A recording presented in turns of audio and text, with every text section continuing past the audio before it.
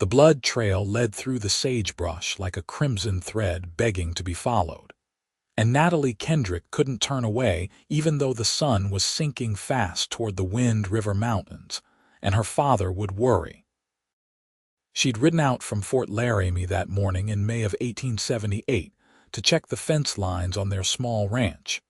But now, she knelt beside a rusted steel trap, her heart breaking at the sight of the gray wolf pup struggling weakly against the cruel metal jaws clamped around its hind leg.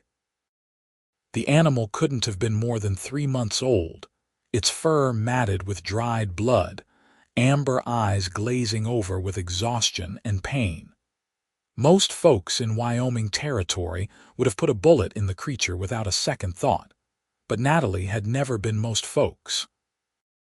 She worked quickly, wrapping her riding coat around the pup's head to protect herself from panicked bites, then pried the trap open with a stick.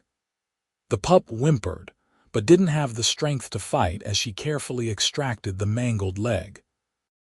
The bone wasn't broken, thank God, but the lacerations were deep and infection was already setting in. She tore strips from her petticoat to bind the wound, then gathered the pup gently in her arms.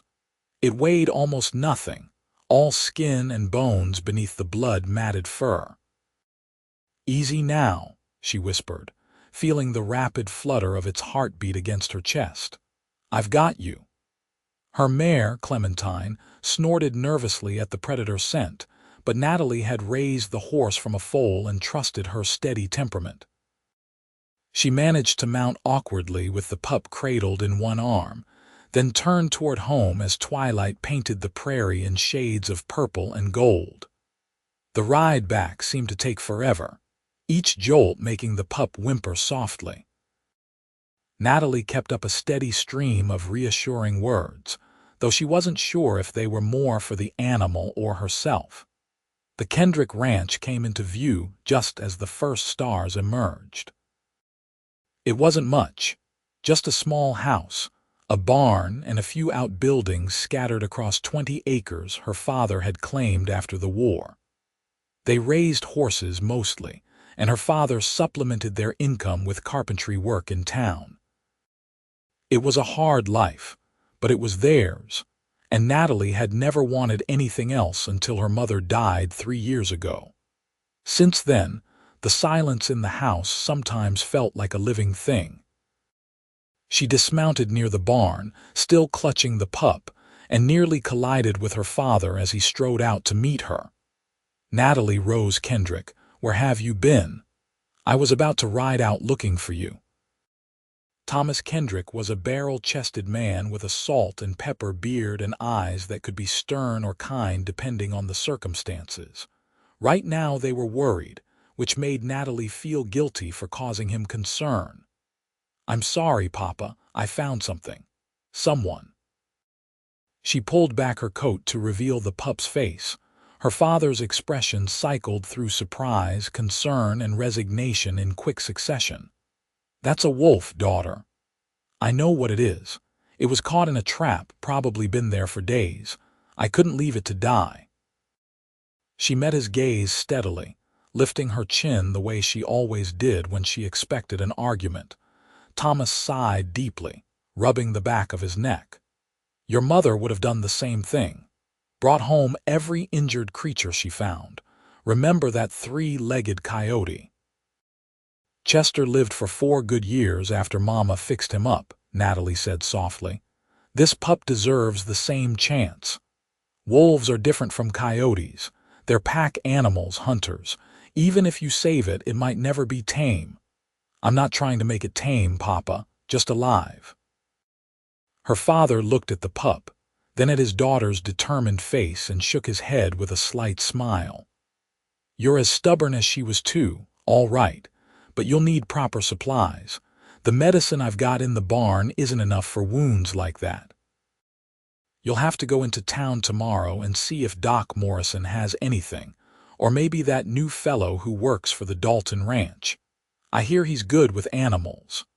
"What new fellow?" Natalie hadn't been to town in over a week, focused on fence repairs and the 2 mares about to foal. Young cowboy named Kane Dalton. Showed up about 10 days ago, nephew of old Samuel Dalton. Came up from Texas, I heard, looking to make a fresh start. He's been working with the Dalton horses, and word is he has a gift for healing sick animals.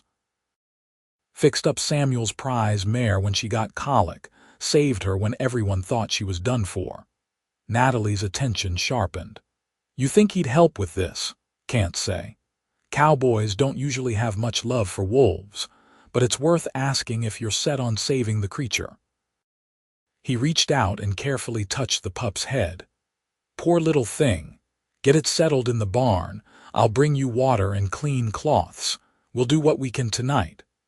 She spent the next 3 hours in the barn, working by lantern light to clean the pup's wounds. The animal was too weak to resist much, which worried her more than if it had been fighting. She managed to get some water down its throat with a cloth, soaking the fabric and letting the pup suckle at it. Her father brought her leftover beef stew, which she mashed into small pieces, but the pup showed little interest in food. By midnight, Natalie was exhausted and frightened. The pup's breathing had become shallow and rapid, its body burning with fever. She made a bed of hay and old blankets in an empty stall, then lay down beside the small creature, her hand resting gently on its side so she could monitor its breathing. The barn was quiet except for the soft movements of horses and the whisper of wind through the rafters. She found herself praying for the first time in months, asking God or her mother or anyone listening to let this small life continue. She must have dozed off because she woke to gray dawn light filtering through the barn slats and birds calling outside. The pup was still breathing, still alive, and that felt like a miracle. Natalie rose stiffly, her back aching from the hard ground, and freshened the water before heading to the house to change clothes and grab a quick breakfast. Her father was already up, cooking eggs and bacon. "How's the patient?" he asked, sliding a plate across the table to her. "Alive. Feverish. I need to get to the Dalton ranch as soon as possible." She ate quickly, barely tasting the food. "Take the wagon instead of riding. If this cowboy gives you supplies, you'll need space to carry them. And Natalie." He waited until she looked up at him. "Be careful. I know you've got your mother's heart, but not everyone is going to understand why you'd risk so much for a wolf." "I know, Papa." She hitched their wagon to Clementine an hour later, then checked on the pup one more time before leaving. It was awake, watching her with those amber eyes that seemed to hold an ancient intelligence. She gave it more water and whispered promises she hoped she could keep, then climbed onto the wagon seat and headed north toward the Dalton spread. The Dalton Ranch was one of the larger operations in the area, covering several hundred acres of good grazing land along the Laramie River. Samuel Dalton had been one of the first settlers in the region, arriving back in the 1860s and building an empire through hard work and harder bargaining. Natalie had met him a few times over the years, usually at town gatherings or church socials. He was a gruff man but fair, respected by most everyone in the territory. She arrived at the ranch just before mid-morning. The main house was a sprawling 2-story structure built from local timber, weathered gray by the harsh Wyoming winters. Several outbuildings dotted the property, including an enormous barn that could have held 3 of the Kendrick barn inside it. Cowboys worked in the corrals, breaking horses and mending tack. Natalie pulled the wagon to a stop near the barn and climbed down, suddenly aware of how dusty and rumpled she looked after spending the night in her own barn. A lanky cowboy with a drooping mustache approached, touching his hat. "Morning, miss. Something we can help you with. I'm looking for Kane Dalton. I was told he might be able to help with an injured animal." The cowboy's eyebrows rose slightly. "Kane's in the south pasture working with the new Mustangs." "I can take you out there if you'd like, or fetch him if it's urgent." It's urgent, Natalie said.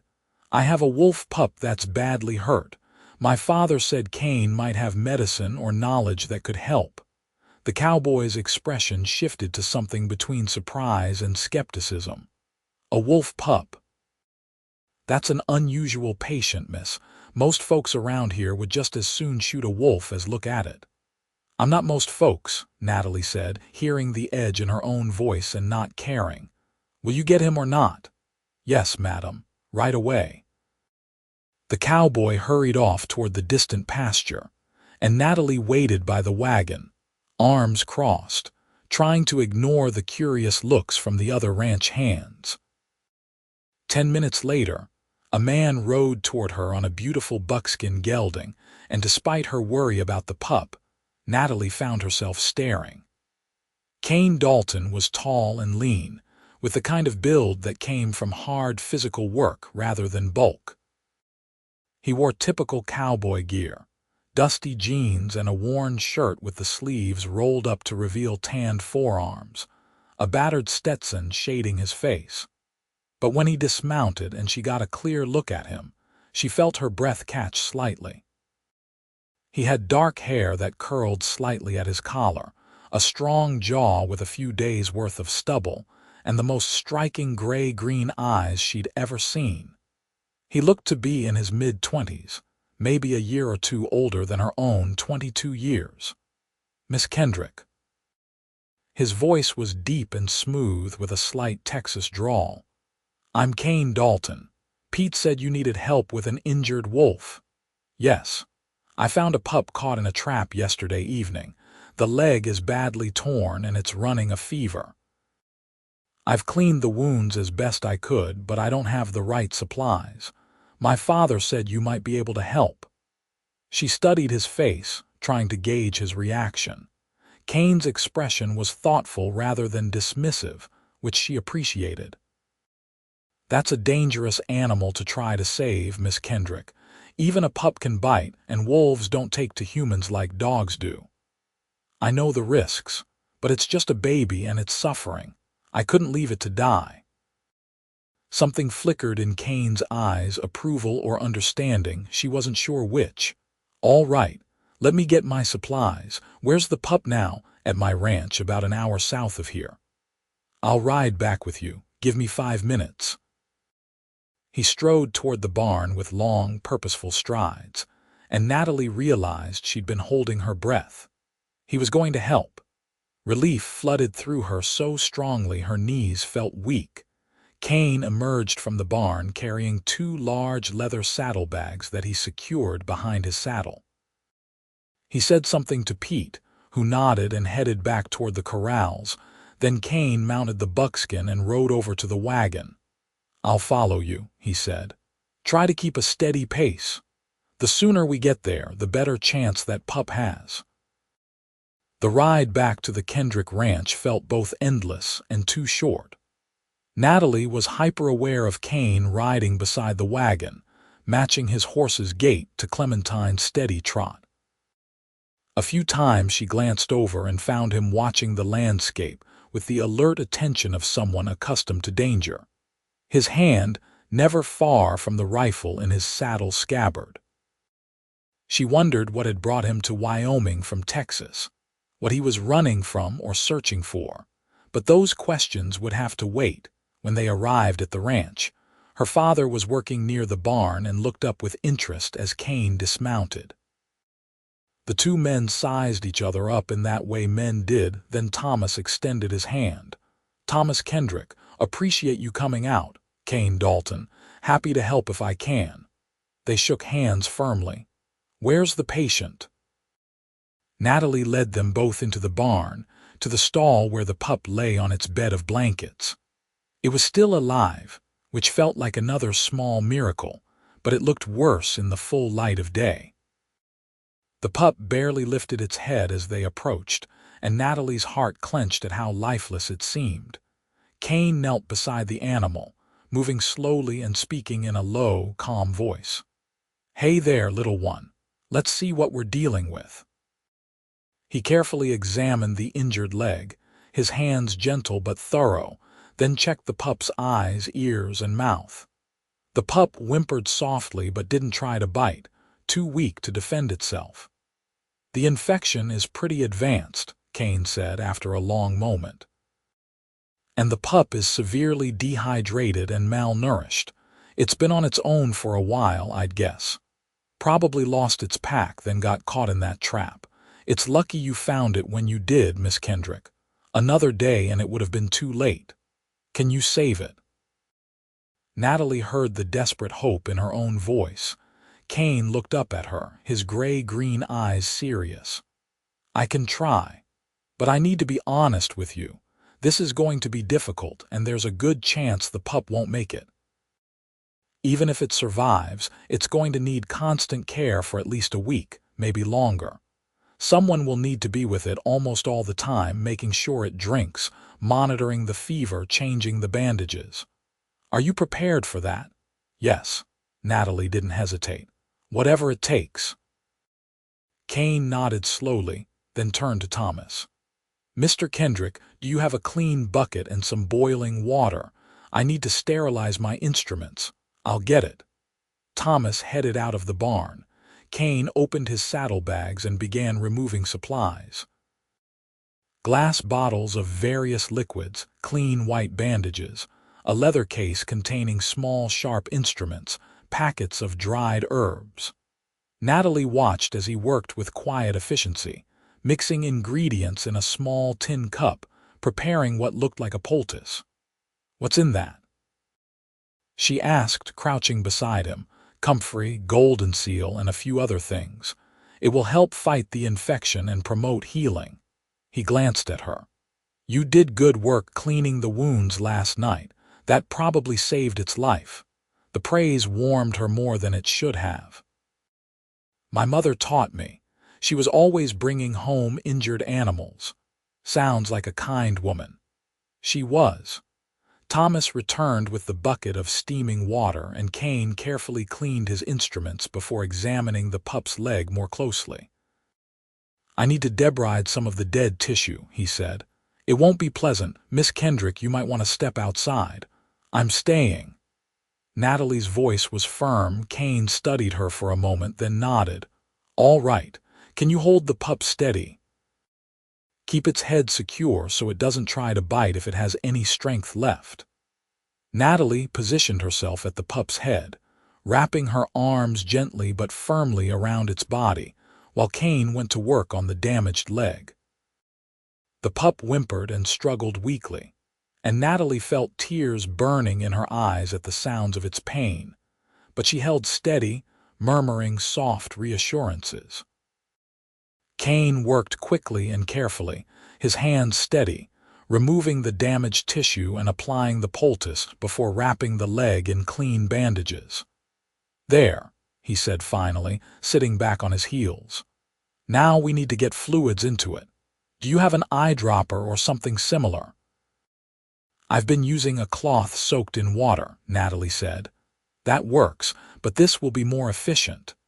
He pulled a small rubber bulb with a narrow tube from his bag. "We'll make a mixture of water and a little honey. The sugar will give it energy. We need to get about a quarter cup into it every 2 hours if possible." They spent the next hour getting fluids into the pup, Kane showing Natalie how to position the tube so the liquid went down the pup's throat without choking it. The pup swallowed reflexively, and after a while its eyes seemed a little brighter, a little more alert. "That's a good sign," Kane said. "Its body is responding. Now we wait and see if the infection starts to break." Thomas appeared in the doorway of the barn. "It's past noon. You folks should come in and have some lunch. I've got stew from yesterday I can heat up." Kane started to protest, but Natalie cut him off. "You should eat, Mr. Dalton. You've been working for hours. I'll stay with the pup. Call me Kane, please. And I'd rather stay here and monitor its condition." "Then I'll bring lunch out here," Thomas said. "Won't take but a minute." They ate in the barn, sitting on hay bales near the stall, watching the pup sleep. The fever hadn't broken yet, but Kane said that would take time. The conversation was sparse at first, awkward, but gradually they began to talk about ranching, horses, the challenges of life in Wyoming territory. "What brought you up from Texas?" Thomas asked, echoing the question that had been on Natalie's mind. Kane was quiet for a moment, his gaze on the pup. "Needed a change of scenery. My father and I didn't see eye to eye on things. My uncle Samuel offered me work here, so I came north." There was clearly more to the story, but Natalie respected his privacy enough not to press. Instead, she asked, "Where did you learn about healing animals?" "From my grandmother, mostly. She was half Comanche, grew up knowing all the old remedies for people and animals both. She taught me about herbs and healing when I was young. My father didn't approve of that either, said it wasn't proper work for a white man, but I always found it fascinating." There was a note of old pain in his voice that made Natalie want to know more, want to understand what had driven him away from Texas and his family. They spent the afternoon taking turns monitoring the pup, giving it fluids, checking the bandages. Kane showed Natalie how to tell if the fever was rising or falling by feeling certain points on the pup's body, how to check if the wound was bleeding under the bandage without unwrapping it. He was a patient teacher, never condescending, treating her like an equal partner in the pup's care. As the sun began to set, Kane finally stood and stretched, wincing slightly. "I should head back to the ranch. Samuel will be wondering where I've gotten to." "You're welcome to stay for supper," Thomas offered. "It's the least we can do after all your help today." Kane hesitated, glancing at Natalie. She found herself hoping he'd say yes, which was strange because she'd only met him that morning. But there was something about him, a quiet strength and gentleness that drew her. "I appreciate that, Mr. Kendrick. Thank you." Supper was simple, fried chicken and potatoes with canned green beans, but it was filling and good. They ate at the kitchen table, the conversation flowing more easily now. Kane told stories about Texas, the vast open spaces and the storms that could blow up out of nowhere. Thomas talked about his years in the war, fighting for the Union, and how he'd come west afterwards looking for peace. Natalie mostly listened, content to watch the two men bond over shared experiences she couldn't fully understand. After supper, they all went back to the barn to check on the pup. Natalie knelt beside it and placed her hand on its side, then looked up at Kane with a smile. "The fever's lower." "I can feel it." Kane checked for himself, his expression brightening. "You're right, it's broken. That's excellent news. The next 24 hours will be critical, but this is a very good sign." Relief flooded through Natalie so powerfully she felt lightheaded. "It's going to make it." "I can feel it." "Don't get ahead of yourself," Kane cautioned, but he was smiling. "But yes, I think it has a fighting chance now." Kane rode back to the Dalton ranch as twilight deepened into night, promising to return the next morning. Natalie spent another night in the barn with the pup, dozing in fits and starts, waking every 2 hours to give it fluids and check the bandages. Each time she woke, the pup seemed a little stronger, a little more alert. By morning, it was watching her with clear eyes and even managed to lap a little water from a shallow dish she offered. Kane arrived just after breakfast, riding up with the sun at his back like something out of a storybook. Natalie met him at the barn, unable to contain her excitement. It drank on its own this morning, and it ate a little bit of mashed meat. Kane's face lit up with a genuine smile that transformed his whole appearance, making him look younger and more carefree. "That's wonderful, Natalie. That's exactly what we wanted to see." She noticed he'd used her first name, and she liked the way it sounded in his Texas drawl. They went into the barn together, and Kane examined the pup carefully. "The wound is healing cleanly. No signs of infection spreading. I think it's out of danger." He looked up at her. "You did it." "You saved its life." "We did it," Natalie corrected. "I couldn't have done this without you. Maybe, but you're the one who cared enough to try." There was something in his eyes, an admiration and warmth that made her pulse quicken. Kane continued to visit the ranch every day for the next week, checking on the pup and bringing fresh supplies. But Natalie began to suspect the pup wasn't the only reason he kept coming back. They spent hours talking while they tended to the little wolf, sharing stories about their lives, their hopes, their fears. Kane told her about growing up in Texas, about his grandmother's people and the prejudice his family faced because of his mixed heritage. He talked about his father's rigid views and the constant pressure to deny half of who he was. "That's why I left," he said one afternoon as they sat in the barn watching the pup gnaw experimentally on a piece of rawhide. "I was tired of pretending, tired of hiding the things that made me who I am." Uncle Samuel doesn't care about any of that. He judges a man by his work and his character, nothing else. Natalie reached out and touched his hand, a brief gesture of comfort and understanding. "I'm glad you came here, for a lot of reasons." Kane turned his hand over, catching her fingers, and they sat like that for a long moment, hands linked, neither of them speaking.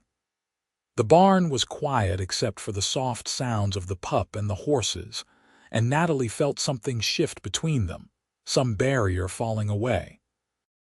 Over the following weeks, as the pup grew stronger and began to move around the barn, Kane and Natalie's relationship deepened. He taught her things his grandmother had taught him, showed her how to identify useful plants in the wild, how to read animal tracks and predict weather from the sky. She showed him the best fishing spots along the creek that ran through Kendrick land, took him riding through the foothills where wildflowers bloomed in impossible profusion. The pup, which Natalie had named Storm because of its gray coat and wild spirit, grew rapidly. By late June, it was nearly the size of a medium dog, gangly and awkward but full of energy. The injured leg had healed well, leaving only a slight hitch in its gait. Storm followed Natalie everywhere, devoted to her in the way only rescued animals could be, but it had also accepted Kane and Thomas as part of its pack. "You know it can't stay forever," Thomas said one evening as they watched Storm playing with a stick in the yard. "It's wild, Natalie. Eventually it will need to return to its own kind." "I know, Papa." Natalie's voice was sad but resigned. "But not yet. It's still too young and we haven't seen any wolf packs in this area for months. For now, it's safe here with us." Thomas looked at his daughter, then at Kane, who had stayed for supper yet again. "I think there might be other reasons you're reluctant to let go of Storm." Natalie blushed, understanding his meaning. Letting Storm go would mean there was no reason for Kane to keep visiting so often. And the thought of not seeing Kane every day made her chest ache in a way she didn't want to examine too closely. But Kane solved that problem a week later when he showed up at the ranch in the middle of a Tuesday afternoon, dust-covered and grinning. "I talked to Samuel," he announced. "He's agreed to let me take on more responsibility at the ranch, managing the horse breeding program. It means I'll have a little more independence, a little more say in how things are run." "That's wonderful," Natalie said, genuinely happy for him. "You've worked hard for this. There's more." Kane's expression turned nervous, hopeful. "I was wondering if you might want to go to the Independence Day celebration in Fort Laramie with me. There's going to be a dance and fireworks. I thought it might be nice to spend the evening together. Properly, I mean, like a real courtship." Natalie's heart soared. "I would love that, Kane." The 4th of July celebration in Fort Laramie was the social event of the summer. The whole town turned out, along with ranchers and homesteaders from miles around. There were games and competitions during the day, a barbecue in the evening, and dancing in the town square under strings of lanterns as night fell. Natalie wore her best dress, a pale blue cotton with white lace at the collar and cuffs, and Kane showed up at the ranch looking almost uncomfortably formal in dark trousers and a white shirt with a black vest. "You look beautiful," he said when he saw her, and the sincerity in his voice made her cheeks warm. "You clean up pretty well yourself, Cowboy." They rode into town together in the Kendrick wagon, with Thomas along as a chaperone, though he made himself scarce once they arrived. The day was perfect, warm and clear with a bright blue sky stretching endlessly overhead. Kane won a sharpshooting competition, and Natalie won a pie baking contest with her mother's recipe for cherry pie. They ate barbecue until they were stuffed, laughed at the children's three-legged races, and cheered during the horse races. But the best part came after sunset when the dancing started. Kane led Natalie onto the makeshift dance floor, one hand at her waist, the other holding hers, and they moved together to the music of fiddles and guitars. Natalie had danced before, at church socials and harvest festivals, but never like this. Never with someone who made her feel like the rest of the world had faded away, leaving only the two of them and the music. "I need to tell you something," Kane said as they swayed together during a slow waltz. "I've never felt this way about anyone before.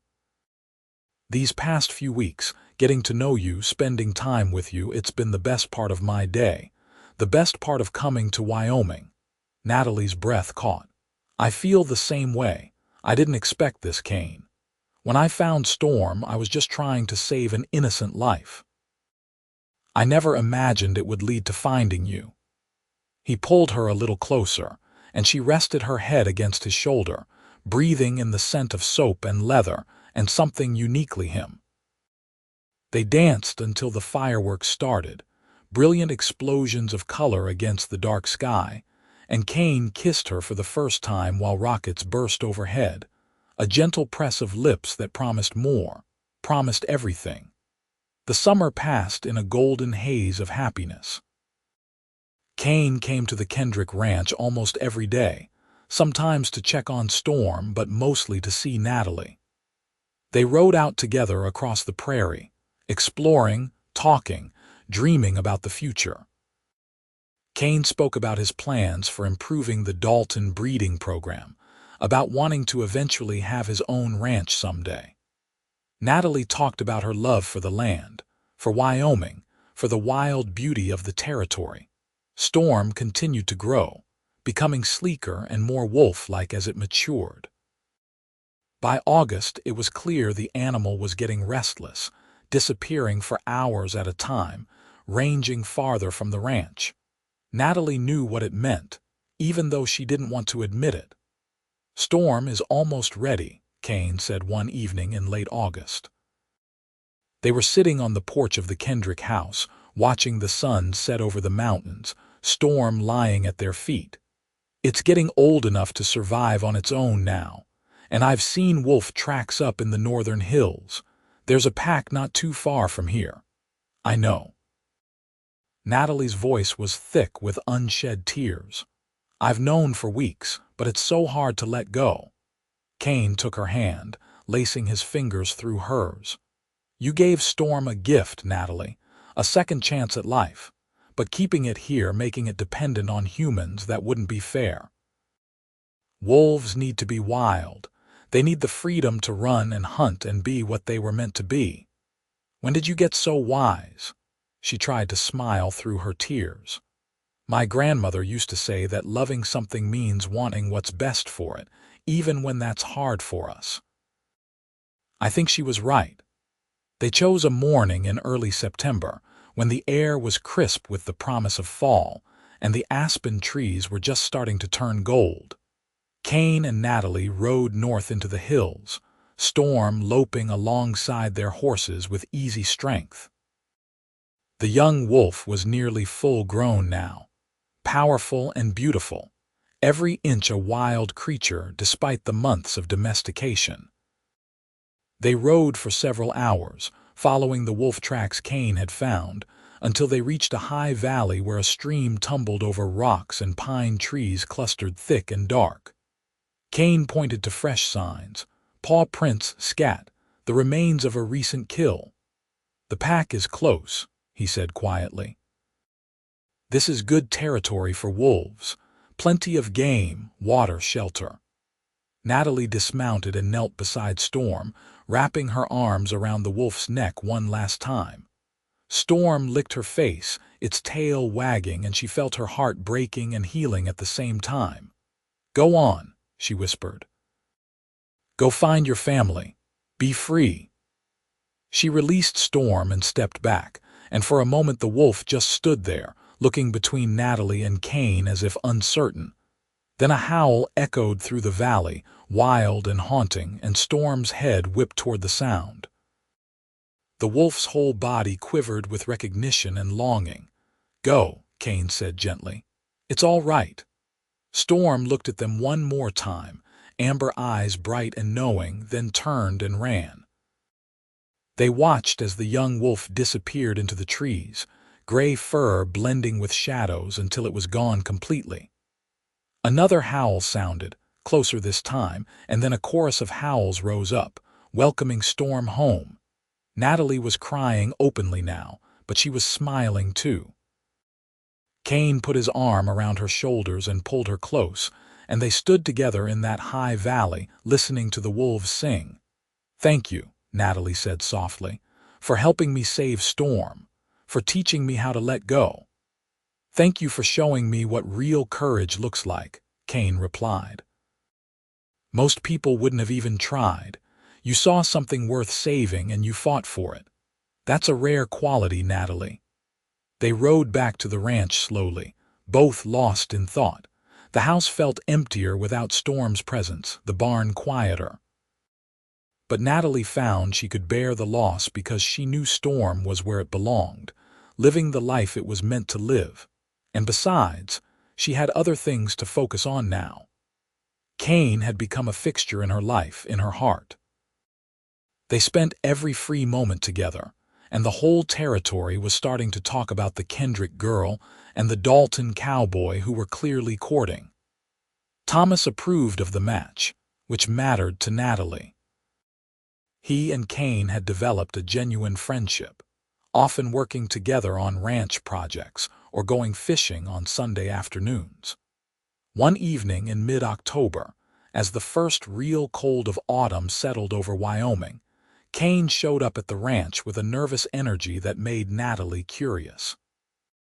They'd planned to take a sunset ride, something they did often, but Kane seemed distracted as they saddled their horses. "Is everything all right?" Natalie asked as they rode out toward their favorite spot, a rise that overlooked the Laramie River Valley. "Yes. No, I hope so." Kane gave her a crooked smile. "I'm making a mess of this." "A mess of what?" They reached the overlook and dismounted. The sun was setting in spectacular fashion, painting the sky in shades of orange, pink, and purple. Kane helped Natalie down from her horse, his hands lingering at her waist, and then he took a deep breath. "I came to Wyoming territory looking for a fresh start," he said. "A place where I could be myself without judgment, where I could build a life I was proud of. I found that here, but I found something else too. Someone else. You, Natalie. I love you. I think I started falling in love with you that first day when you were so determined to save Storm, when you looked at me with those fierce eyes and refused to give up. I've loved you more every day since then." Natalie's heart was pounding so hard she could barely breathe. "Kane, wait, let me finish." He reached into his vest pocket and pulled out a small velvet box. "I talked to your father 2 days ago, asked his permission to do this properly. Natalie Kendrick, would you do me the honor of becoming my wife? I don't have a ranch of my own yet, and I can't offer you luxury, but I promise I will spend every day trying to make you happy. I'll work hard and love you harder, and I'll never ask you to be anything other than exactly who you are." He opened the box to reveal a simple gold band with a small diamond that caught the sunset light. It wasn't elaborate or expensive, but it was beautiful in its simplicity, and Natalie thought it was perfect. "Yes," she breathed. "Yes, Kane, of course yes." His face split into a grin of pure joy, and he slipped the ring onto her finger with shaking hands. Then he was kissing her, deep and passionate, and Natalie kissed him back with all the love and hope she felt. When they finally broke apart, both breathless, Kane rested his forehead against hers. "I'm going to make you so happy, Natalie, I swear it." "You already do," she said simply. "Every single day." They were married 6 weeks later in late November in a simple ceremony at the Fort Laramie church. The whole town turned out, and Samuel Dalton stood as Kane's best man while a neighbor girl served as Natalie's maid of honor. Thomas walked his daughter down the aisle with tears in his eyes, and when he placed her hand in Kane's, he whispered something that made Kane nod solemnly. The wedding breakfast was held at the Dalton Ranch, which was large enough to accommodate the crowd. There was music and dancing and more food than anyone could possibly eat. Samuel Dalton pulled Kane aside at one point, and when they returned, Kane was grinning. "What was that about?" Natalie asked. "My uncle just gave us a wedding present. 80 acres of land on the eastern edge of his property, near the river. He said we can build a house there, start our own ranch. He'll help with supplies and livestock to get us started." Natalie threw her arms around Kane's neck. "That's wonderful. We can have our own place, build something together." "That's the idea, Mrs. Dalton." Natalie kissed him, not caring who saw. "I like the sound of that, Mrs. Dalton." They spent their wedding night at the Dalton Ranch in the guest room Samuel had prepared for them. But the next day, they moved to a small cabin on the Kendrick property that Thomas offered as temporary housing while they built their own home. It was tiny, just one room with a fireplace and a bed, but it was theirs, and that made it perfect. Winter descended on Wyoming with bitter cold and heavy snow, but Kane and Natalie barely noticed. They spent the dark months planning their house, dreaming about their future, learning to live together as husband and wife. Kane continued working for Samuel, but in his spare time he began gathering materials for their home. Thomas helped with the planning, using his carpentry skills to design a solid, practical structure that would withstand Wyoming winters. In early spring, as soon as the ground thawed enough to break, they began building. Samuel sent several of his ranch hands to help, and the house went up quickly. It was a simple 2-story structure with a wide front porch and plenty of windows to let in light. Natalie planted flowers around the foundation, envisioning the garden she would cultivate. Kane built a barn and corrals, already thinking about the horses they would raise. They moved into their new home in May, almost exactly a year after Natalie had found Storm in that trap. The house smelled of fresh-cut lumber and paint, and their furniture was sparse, but none of that mattered. They had each other, they had land of their own, and they had a future to build together. On their first night in the new house, they sat on the porch watching the sunset, Kane's arm around Natalie's shoulders. "Are you happy?" he asked. "Happier than I ever imagined I could be," Natalie said honestly. "Sometimes I think about that day I found Storm, how I almost didn't follow that blood trail. If I hadn't, none of this would have happened. We never would have met." "I don't believe that," Kane said thoughtfully. "I think we were meant to find each other one way or another. Storm was just the catalyst, the thing that brought us together at the right moment. But this was inevitable. You're a romantic, Kane Dalton. Only with you." That summer they worked from dawn to dusk, establishing their ranch, breaking horses, building their reputation. Word spread quickly that Kane Dalton had a gift with difficult animals, and people from all over the territory began bringing him horses that needed training or healing. Natalie handled the business side, keeping accounts and negotiating sales, her sharp mind for figures proving invaluable. By autumn, they'd sold their first string of horses for a good profit and were able to buy more breeding stock. The Dalton Ranch, as everyone called it despite Kane's protests that it should be the Dalton Kendrick Ranch, was thriving. In October, Natalie missed her monthly bleeding and then missed the next one. She'd been feeling queasy in the mornings, exhausted by mid-afternoon. When the pattern continued into November, she finally confided in a neighbor woman who laughed and confirmed what Natalie had already suspected. She was pregnant. Natalie waited until that evening to tell Kane after supper, when they were sitting by the fire. She was nervous, unsure how he'd react, even though they'd talked about wanting children someday. "Kane, I have something to tell you." Her voice was shaky enough that he immediately set down the harness he'd been mending and turned to her, concerned. "What's wrong? Are you all right?" "I'm fine." "Better than fine, actually." She took his hand and placed it on her still flat stomach. "We're going to have a baby. Sometime in late May or early June, I think." Kane's expression cycled through shock, disbelief, and then pure, unbridled joy. "A baby? We're having a baby." "Yes." Natalie was laughing and crying at the same time. "Are you happy?" Kane pulled her into his arms, holding her so tight she could barely breathe. "Happy? Natalie, I'm beyond happy. This is everything I ever wanted. You, a home, a family of our own. God, I love you so much." They held each other for a long time, talking in whispers about the future, about names and nurseries and all the things they wanted to teach their child. Kane was tender and protective in a way that made Natalie's heart melt, already acting like the devoted father she knew he would be. The pregnancy was mostly easy, though Natalie got sick frequently in the first few months. Kane fussed over her constantly, much to her amusement, trying to anticipate her every need.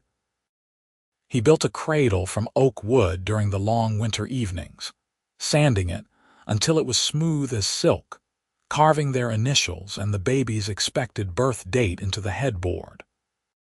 Thomas was thrilled at the prospect of becoming a grandfather, already planning fishing trips and riding lessons for the child who hadn't even been born yet.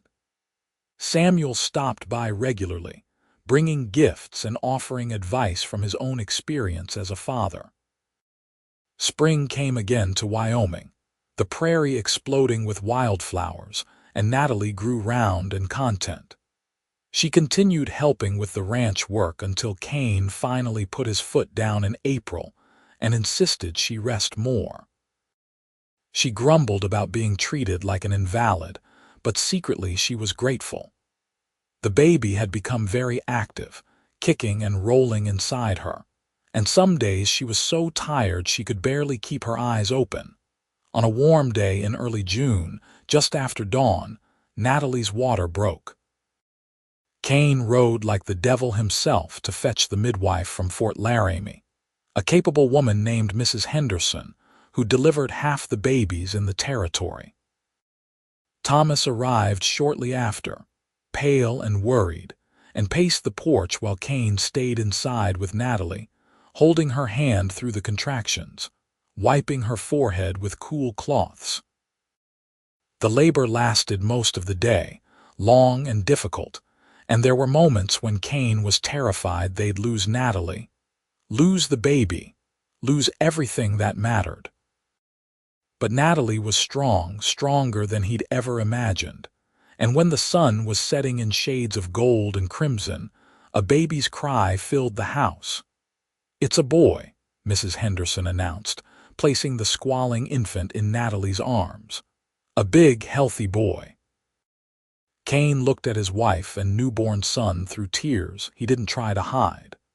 The baby had a shock of dark hair and was red-faced from crying, tiny fists waving in the air. He was the most beautiful thing Kane had ever seen besides Natalie.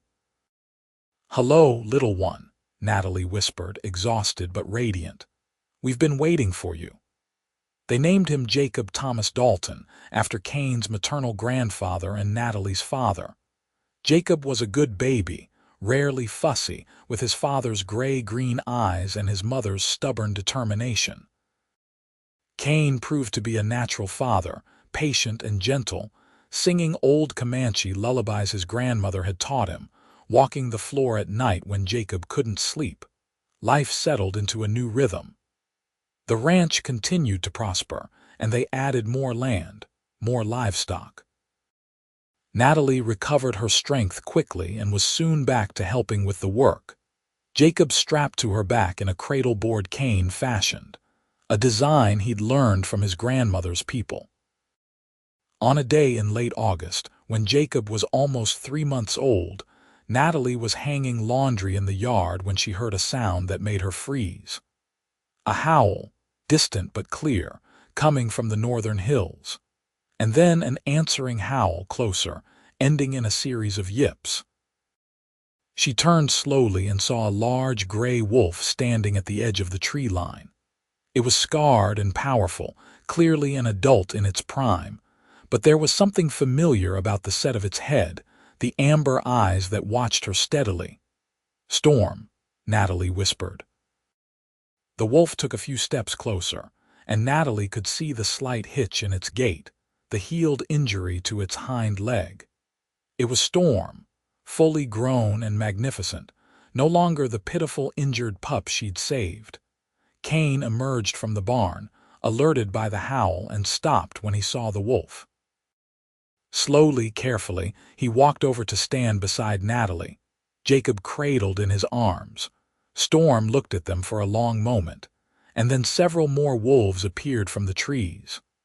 A smaller female pressed close to Storm's side, and 3 pups tumbled around their feet, playing and wrestling. Storm had found its pack, had made a family of its own. "Look at that," Kane said softly. "Storm survived, thrived. You gave it that chance, Natalie."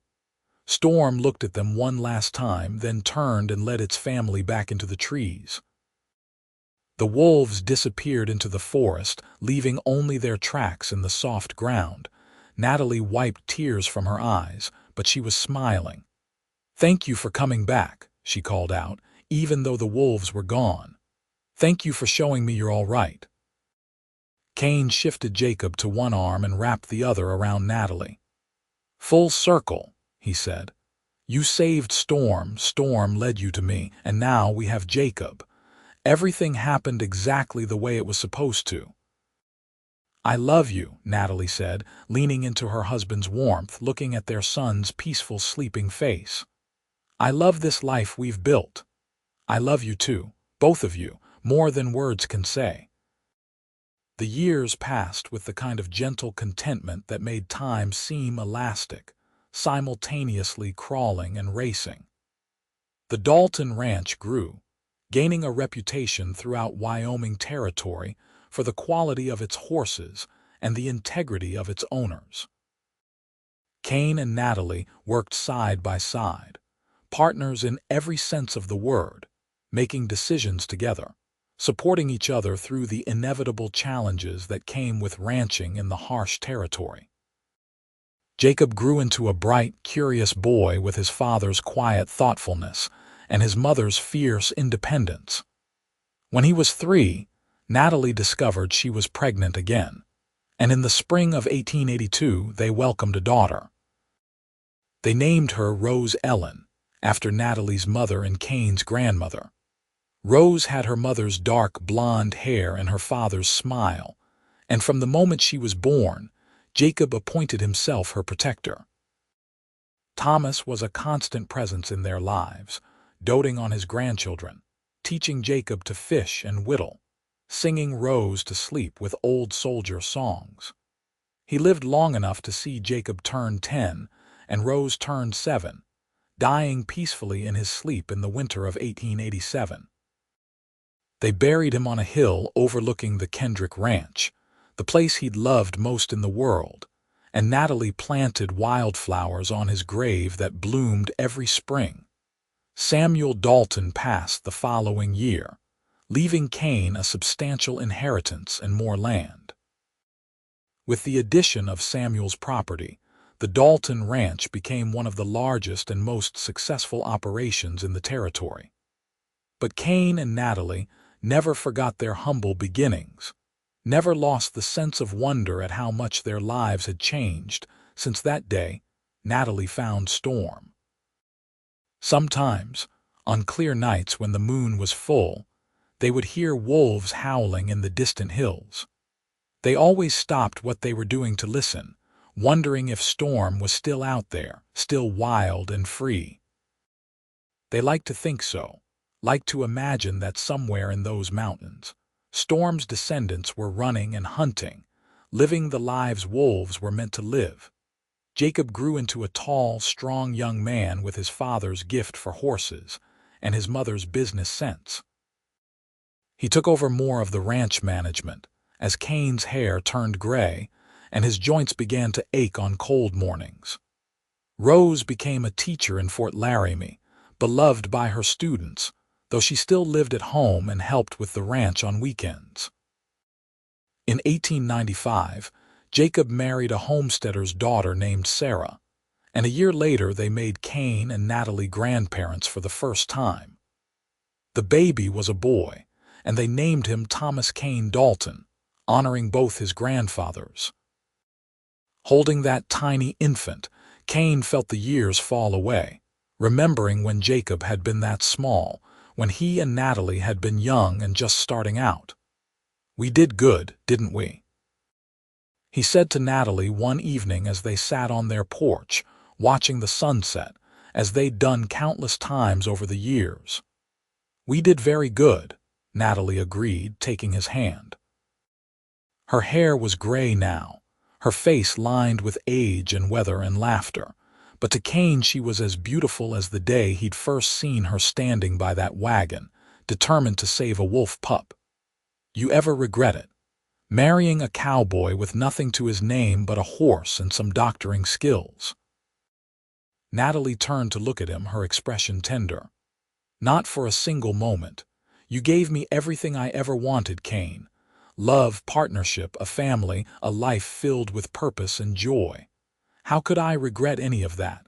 I was the lucky one," Kane insisted. "You saved me just as surely as you saved Storm. I was lost when I came to Wyoming, running from my past, unsure of my future. And then I met you, and suddenly everything made sense." They sat in comfortable silence, hands linked, watching the sun sink below the mountains.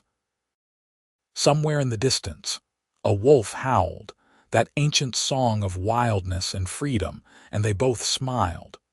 Rose married in 1897, a good man named William who treated her like the treasure she was. She gave birth to a daughter in 1898, and then twin boys in 1900. Jacob and Sarah had 3 more children, 2 daughters and another son, filling the ranch with laughter and chaos and life. Kane and Natalie watched their family grow with deep satisfaction, knowing they'd built something lasting, something that would continue long after they were gone. The ranch would pass to Jacob and his children, and the legacy they'd started with nothing but determination and love would continue for generations. In the summer of 1903, Kane developed a cough that wouldn't go away.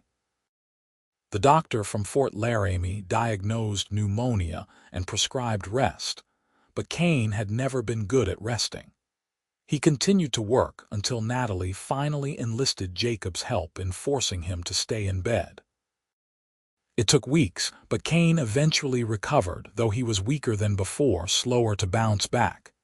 "You're not invincible," Natalie scolded him gently as he convalesced. "You need to take better care of yourself." "I'm getting old," Kane admitted. "Hard to accept sometimes." "We're both getting old, but that's all right. We've earned it." Kane looked at his wife, at the lines on her face that mapped out their years together, each wrinkle a story, a memory. "Would you do it all again? If you could go back to that day you found Storm, knowing everything that would happen, would you still save it?" "In a heartbeat," Natalie said without hesitation. "Because saving Storm led me to you, and you, Kane Dalton, have been the greatest adventure of my life." He pulled her down for a kiss, soft and sweet, tasting of memory and promise. They'd been married for 25 years, but Kane still felt that flutter in his chest when he kissed her, still marveled that she'd chosen him. They celebrated their silver anniversary that November with a party that filled their home to bursting. All their children and grandchildren were there, along with friends from across the territory.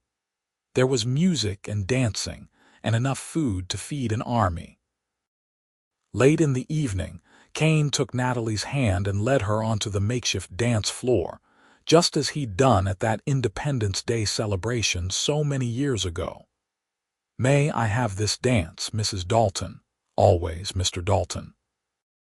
They swayed together to a slow waltz, and for a moment they were young again, newly in love, dancing under lanterns and fireworks. The whole world spread out before them like a promise. The years continued to pass. Kane's health remained precarious, and he suffered another bout of pneumonia in 1905 that nearly killed him. But he survived, stubborn and determined, refusing to leave Natalie before he was good and ready.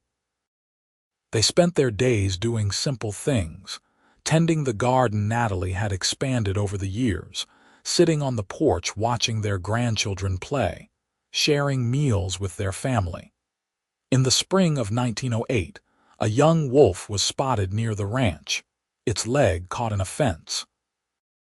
Jacob wanted to shoot it before it caused trouble with the livestock, but Natalie stopped him. "Help me get it free," she said, and there was something in her voice that made Jacob obey without question. They carefully cut the wolf loose, and it limped away into the trees, favoring its injured leg. Kane watched from the porch, too frail to help but his eyes bright with memory. "History repeating itself," he said when Natalie came back to sit beside him.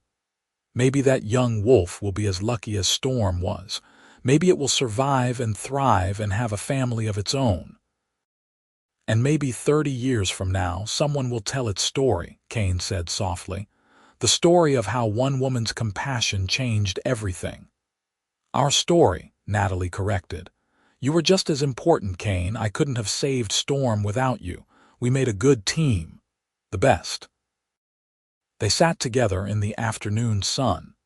Two old people who'd loved each other for 3 decades, who'd built a life and a legacy from nothing more than determination and hope. Around them, the ranch bustled with activity, their children and grandchildren going about the business of living, and Kane and Natalie were content. Kane passed away peacefully in his sleep in the early hours of a January morning in 1910, with Natalie beside him, holding his hand. He was 63 years old, and he'd lived a life he was proud of, filled with love and purpose and meaning. They buried him on the same hill where Thomas was laid to rest, overlooking the land he'd loved, the ranch he'd built with his own hands. Natalie grieved deeply, but without bitterness. She'd had Kane for 32 years, had built a life with him that exceeded her wildest dreams. She continued to live on the ranch, cared for by her children and grandchildren, still tending her garden, still watching for wolves in the distant hills. One evening in late summer, as the sun was setting in shades of gold and rose, Natalie sat on her porch and saw a large gray wolf at the edge of the property. It was old, grizzled, moving slowly, but there was something regal about it, something wise. It looked directly at her, and Natalie felt her breath catch. She couldn't be sure, not really, but she wanted to believe it was Storm, ancient and weathered but still alive, still free. The wolf held her gaze for a long moment, and Natalie felt a sense of peace wash over her, a feeling of completion and rightness. "Thank you," she whispered. "Thank you for bringing me to Kane, for giving us our life together." The wolf turned and walked away, disappearing into the twilight, and Natalie watched until it was gone. She sat on the porch as stars emerged overhead, thinking about her life, about all the twists and turns that had led her here. She'd saved a wolf pup from a trap, and that single act of compassion had changed everything, had led her to the love of her life, had given her a family and a legacy that would endure.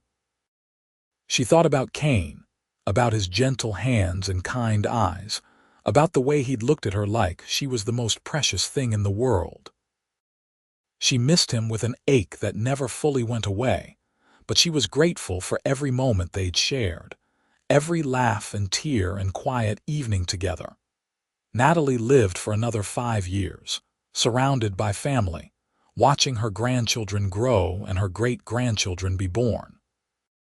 She passed away in her sleep in the spring of 1915, at the age of 63, the same age Kane had been.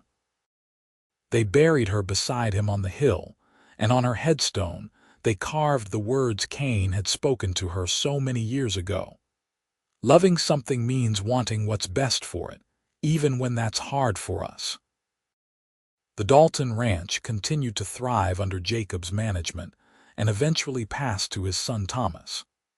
The story of how it all began, of Natalie and the wolf pup and the cowboy who'd helped her save it, became family legend, told and retold to each new generation. The tale grew and evolved, but at its heart it remained the same. A story about compassion, about courage, about the unexpected ways love can find us if we're brave enough to reach for it.